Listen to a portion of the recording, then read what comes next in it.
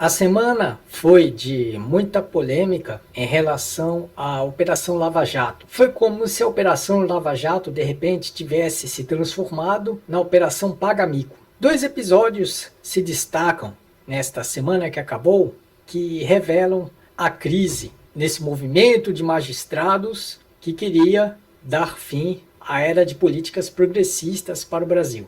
Esses magistrados, comprometidos com o golpismo político e com os interesses das elites brasileiras e estadunidenses, de repente foram denunciados pelos lucros abusivos e principalmente pelo benefício do auxílio moradia, apesar desses juízes ganharem acima do teto e já possuírem imóveis. Ao caso do juiz Marcelo Bretas, que queria ganhar auxílio moradia, mesmo quando a sua mulher, uma juíza, já é a beneficiária. A lei diz que, no caso de cônjuges, somente um deles terá que ter o benefício, podendo ser o marido, podendo ser a mulher, mas nunca os dois. Se um tem um benefício, o outro perde. Outro caso envolve o próprio responsável maior da Operação Lava Jato, o juiz Sérgio Moro. Ele recebe auxílio moradia no valor de R$ 4.378, apesar de ter um imóvel no bairro de classe média de Curitiba, o Bacaxiri. E isso é bastante irônico, porque o Moro ele tem uma grande implicância com o triplex do Guarujá, do ex-presidente Luiz Inácio Lula da Silva, e que o assunto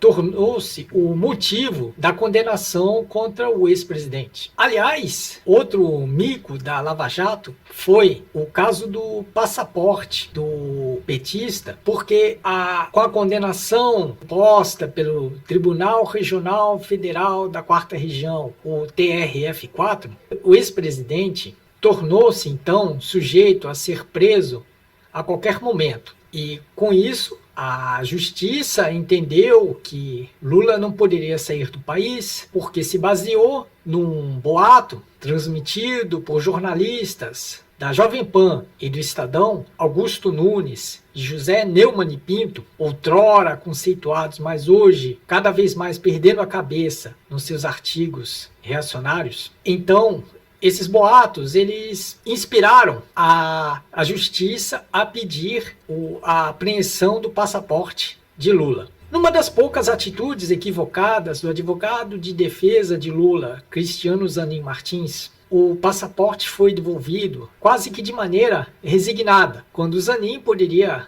usar outros meios de chamar a justiça para pegar o passaporte e, assim, chamar a atenção da imprensa diante dessa arbitrariedade jurídica de uma justiça seletiva e extremamente parcial. Em todo caso, o passaporte ele acabou sendo devolvido na última sexta-feira, anteontem, dia 2, através de uma decisão do juiz federal Bruno Apolinário, que não viu legalidade na apreensão e, além do mais, não viu também um plano de fuga de Lula, que apenas iria participar de um congresso das Nações Unidas para discutir o problema da fome na África. E aí Lula queria viajar poucos dias depois da condenação, ele simplesmente não pôde viajar por causa dessa decisão. Mas, recentemente, ele recebeu de volta o passaporte e o juiz Bruno Apolinário entendeu que não há como concluir que o paciente pretendesse fugir do país com a finalidade de frustrar a aplicação da lei penal. Lula também teve seu nome incluído no sistema de procurados impedidos, que é um banco de dados da Polícia Federal que registra dados de pessoas que não podem entrar ou sair do Brasil por razões judiciais. Então, dos males o menor, Lula continua condenado e sujeito à prisão, mas está autorizado a viajar para fora do país. Isso revelou que os boatos difundidos por José Neumann e Pinto, do Estadão, e Augusto Nunes, da Jovem Pan, simbolizam essa atual tendência da grande imprensa brasileira, cada vez mais motivada por paixões ideológicas, está produzindo notícias falsas, as chamadas fake news, além de disparar comentários extremamente caluniosos, preconceituosos e muito reacionários, sepultando de vez aquela imagem glamourizada do jornalista como um batalhador da opinião. Com Com isso, a situação dos juízes e dos jornalistas, com seus respectivos abusos, os juízes e demais magistrados ganhando acima do teto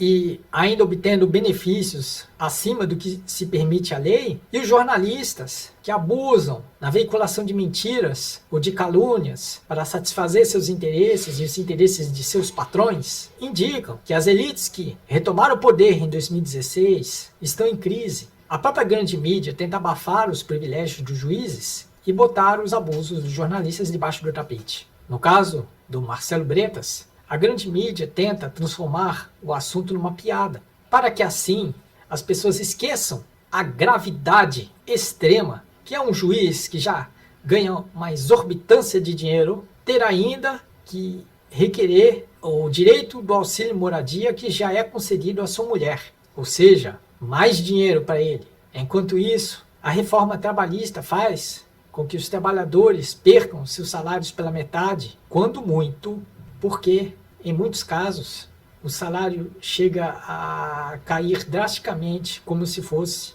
em queda livre. Para se ter uma ideia, o teto de um magistrado deveria ser de R$ 33.763 bruto, em valor bruto, conforme a Constituição Federal de 1988. No entanto, o caso do juiz Sérgio Moro chega mesmo a espantar quando se registra em 2016 um vencimento que atingiu mais de R$ 57 mil, ou seja, 24 mil a mais do que o valor autorizado. Moro estava ganhando, às vezes, 39 mil, em outras 45 mil, em mais outras 54 mil. E isso se torna um grande abuso. Não bastasse o poder descomunal desses juízes, que agora se acham no direito de decidir pela política nacional, o que significa que isso é lawfare, é a justiça partidarizada, como se o judiciário pudesse se confundir com o legislativo ou mesmo com o executivo, derrubando aquele equilíbrio de poderes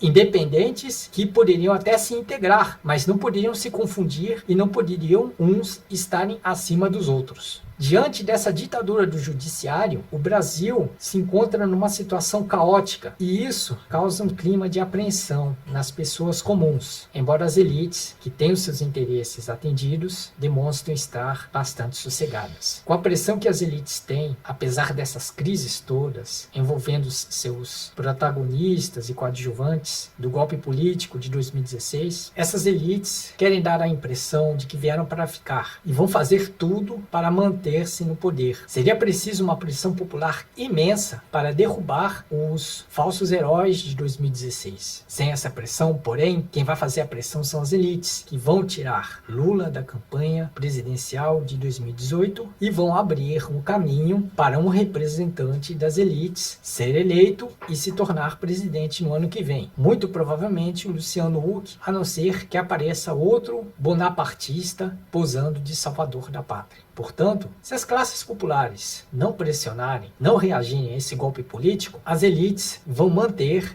firme todas essas conquistas de cunho trágico obtidas com o golpe político de 2016 e de iniciativas semelhantes que acontecem desde então.